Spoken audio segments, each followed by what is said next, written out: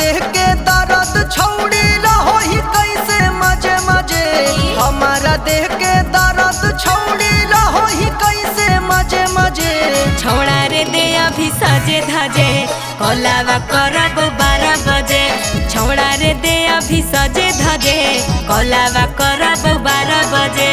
जब जब करो ही यो वीडियो कॉलावा बतिया करो ही लाजे लाजे। जब जब करो ही यो वीडियो कॉलावा बतिया करो ही लाजे लाजे। छौड़ा रे दे अभी सजे धजे कलावा करब 12 बजे। छौड़ा रे दे अभी सजे धजे कलावा करब 12 बजे।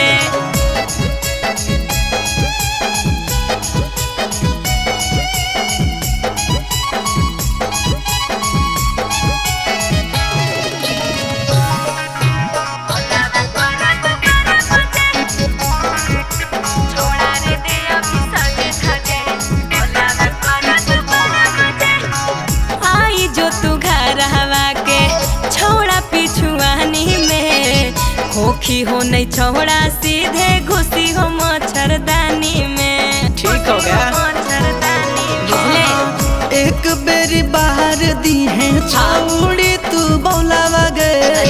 घुसा बोन जबल छौड़ी काटी हो नहीं कौलावा गे। लगा हो डर घुसे में घर धरैबो तो हो जैतो सजे सजे। लगा हो डर घुसे में घर धरैबो तो हो जैतो सजे सजे। छौड़ा रे दे अभी सजे धजे कलावा करब 12 बजे। छौड़ा रे दे अभी सजे धजे कलावा करब 12 बजे।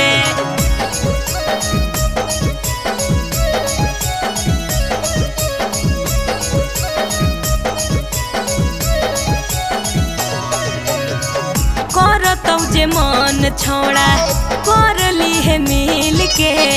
फोनवे पर जगई हो नहीं छौड़ा हमर फील के।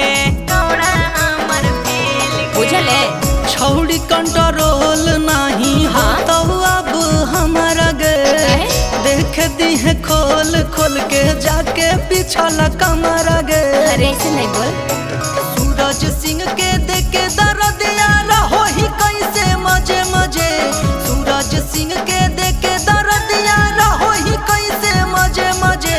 छौड़ा रे दे अभी सजे धजे कलावा करब 12 बजे। छौड़ा रे दे अभी सजे धजे कलावा